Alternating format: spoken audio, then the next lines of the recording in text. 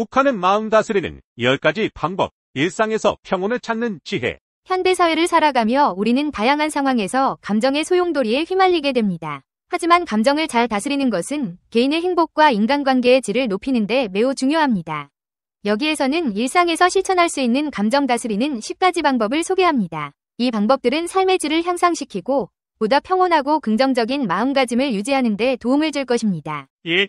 그럴 만한 사정이 있겠지라고 생각하라. 억지로라도 상대방의 입장을 고려해보라. 내가 저 사람이면 나도 그럴 수밖에 없겠지, 또는 그럴 만한 이유가 있을 거야 라고 생각해보라. 상대방의 상황을 이해하려는 노력은 자신의 감정을 진정시키는 데 도움이 된다.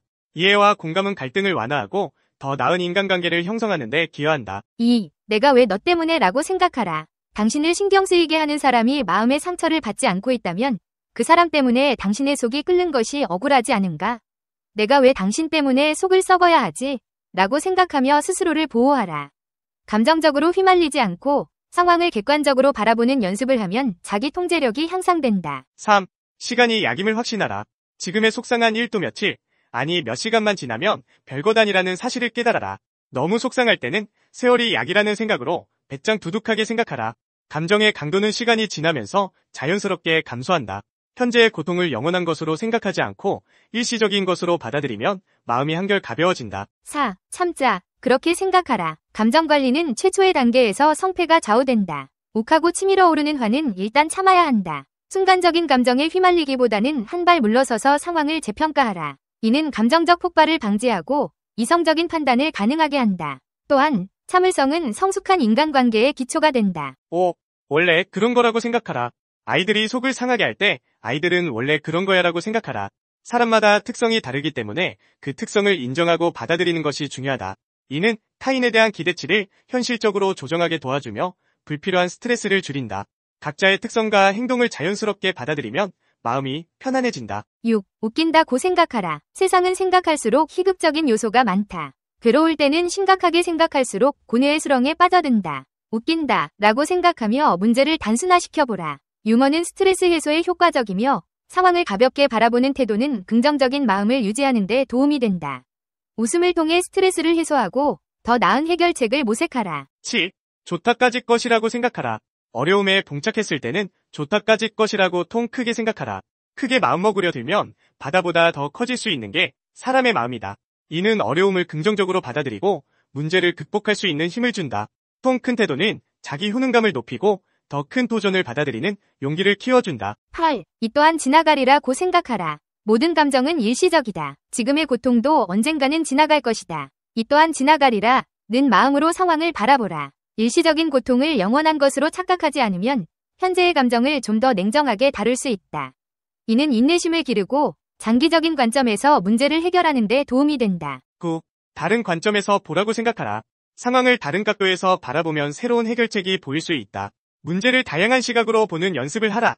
이는 창의적인 문제 해결을 촉진하고 고정된 생각의 틀에서 벗어나게 한다. 다양한 관점은 더 넓은 시야를 제공하며 더 나은 결정을 내리는 데 도움이 된다. 10. 나에게 집중하라고 생각하라. 다른 사람의 행동이나 상황에 휘둘리지 말고 자신의 내면에 집중하라. 자신의 행복과 평안을 위해서 감정을 다스리는 방법을 찾으라. 이는 자기 존중감을 높이고 자기 통제력을 강화한다. 스스로의 감정을 돌보고 자신의 필요에 맞게 행동하면 외부 환경에 대한 불필요한 반응을 줄일 수 있다. 그 감정은 바로 당신 자신이 만들어낸 것이다. 지금 나는 사람들이 밝혀내려 애써왔던 비밀을 누설하려는 게 아니다. 진정한 행복은 어디서 오는지 그걸 알려주려는 것도 아니다. 하지만 나는 진정한 행복을 결코 발견할 수 없는 곳이 어디인지 알고 있다. 그리고 행복이 있을 만한 곳들도 어렴풋이 알고 있다. 당신은 새 옷 또는 컴퓨터를 사려고 집을 나섰다. 당신은 그 돈으로 원하는 물건을 구입한다. 그리고 물건을 구입한 후 당신은 믿을 수 없을 정도로 만족스럽고 즐거울 것이다. 그럼 이 물건을 만든 사람도 당신과 같은 감정을 느꼈을까? 아니라고 확신한다. 당신의 즐겁고 신나는 감정은 당신 자신이 만들어낸 것이다. 이번에는 당신이 사랑에 빠졌다고 해보자. 이 역시 믿을 수 없을 정도로 놀라운 일이다. 당신은 연인을 만나러 갈 때 짜릿하고 행복한 감정을 느낄 것이다. 당신이 그 사람을 만날 때 그 감정은 사방으로 넘쳐 흐른다. 당신이 연인과 함께 있기 때문에 그 혹은 그녀 역시 같은 감정을 뿜어내고 있기 때문이다. 과연 그럴까? 아니, 전혀 그렇지 않다. 그 모든 감정은 당신 스스로 만들어낸 것이다. 당신의 연인이 우주의 반대편 끝으로 간다 해도 당신은 여전히 그 감정을 지니고 있을 것이다. 당신은 오늘 해고됐다. 당신은 짐을 챙겨 참담한 기분으로 회사를 빠져나온다. 그 순간만큼은 자신이 무가치하고 한심한 존재처럼 느껴질 것이다. 그런데 당신이 느끼는 그러한 감정은 해고 때문일까? 아니다. 당신의 그 감정은 바로 당신 자신 속에 내재해 있을 뿐이다. 우리 모두는 날마다 넌 당장 해고야 라는 말을 들을지도 모른다는 불안감을 안고 직장으로 출근한다. 마찬가지로 이제는 진정한 내 반쪽을 만날 수 있을 거야 라는 기대를 가지고 또다시 새로운 사람을 만난다. 하지만 사랑에 빠진 감정도, 새로운 물건을 구입했을 때의 감정도, 해고다 했을 때의 감정도 영원히 지속되지 않는다. 그래서 사람들은 자신이 이미 그런 감정을 가지고 있다는 사실을 깨닫지 못한 채 단지 그 감정을 다시 느끼기 위해 새로운 물건을 구입하거나 사랑에 빠지거나 그 외의 무엇에건 간에 열중한다. 그들은 자신만의 마약을 계속 찾아 헤맨다. 그래야만 그 감정을 계속 유지할 수 있다고 생각한다. 행복하기 위한 원칙은 바로 순수하게 그 감정을 만들 방법을 찾는 것이다. 그 방법이 어떤 거냐고? 그걸 내가 어떻게 알겠는가? 그건 당신 스스로 찾아야만 한다. 단, 한 가지 귀띔을 하자면 당신이 결코 들여다보려고 하지 않는 곳, 바로 당신의 내면을 들여다보라고 권하고 싶다.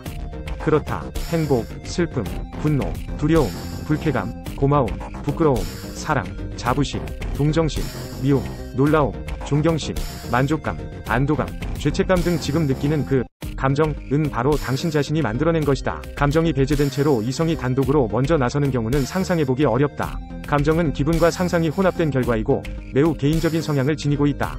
우리는 우리의 뇌를 도구처럼 이용하여 사고를 하는 것이 아니라 우리 스스로는 뇌가 지닌 하나의 상태인 것이다. 이러한 관점에서 보면 우리는 어느 정도까지는 우리의 감정 그 자체인 것이다. 감정이 없는 인간은 행동 능력을 완전히 상실하고 무엇을 생각해야 할지조차 스스로 알지 못하는 상태에 빠진다. 오늘은 여기까지. 감정의 보따리를 놓아주자. 숲에서 원숭이들이 어떻게 덫에 걸리는지 알고 있는가? 포기가 사람을 얼마나 자유롭게 하는지를 보여주기 위해 나는 이것을 예로 들고 싶다. 원숭이가 숲에서 어쩌다가 덫에 빠지는지 알아보자. 인도의 숲에서 사냥꾼은 입구가 좁은 항아리에 맛있게 볶은 땅콩을 넣어 가지고 다닌다. 사냥꾼은 원숭이들이 살고 있는 나무 근처에 그 항아리를 놓아둔다. 원숭이는 볶은 땅콩 냄새에 이끌려 나무에서 내려온다. 원숭이는 항아리에 손을 넣고 땅콩을 한 움큼 집지만 주먹이 걸려 나오지 않는다. 원숭이는 볶은 땅콩을 먹고 싶어서 움켜쥔 손을 항아리에서 뺄 수가 없다. 원숭이는 땅콩을 버려야 풀려날 수 있다는 것을 깨닫지 못한다. 이렇게 해서 사냥꾼은 숲의 원숭이를 잡을 수 있다. 우리 역시 저 원숭이처럼 버리기 아까운 생각과 개념이 있다.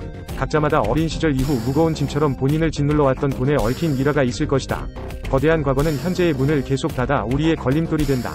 과거에 우리가 어땠는지는 현재 우리의 모습이나 앞으로의 모습에 비하면 전혀 중요하지 않다. 우리는 옛날 옛적에 어떻다는 이야기가 얼마나 헛된 것인지 깨닫지 못하고 끔찍했던 이야기와 패턴을 끝도 없이 반복할 때가 많다. 그런데 아무도 당신이 얼마나 불행했는지 따위에는 관심도 없다.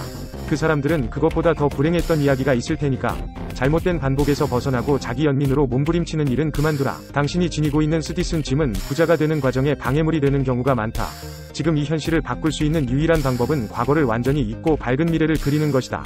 그럴 때 우리는 새로운 가능성을 만날 수 있다. 그러니 과거 따위는 그것이 속한 곳, 즉 과거 속에 두겠다고 굳게 다짐하자. 누구도 당신에게 어떤 것을 느끼도록 만들지 않는다. 당신의 감정은 당신의 삶 자체가 그렇듯 당신의 선택이다. 따라서 당신이 30년 동안 당신의 가련한 이야기에 처량하게 매달렸다고 해서 그것을 버리는데도 똑같이 30년이 걸리는 것은 아니다. 지옥에서 보내는 건 30년이면 충분하지 않나? 미스터 예스터데이와 같은 삶을 접고 미스터 투데이 위 삶을 시작하라.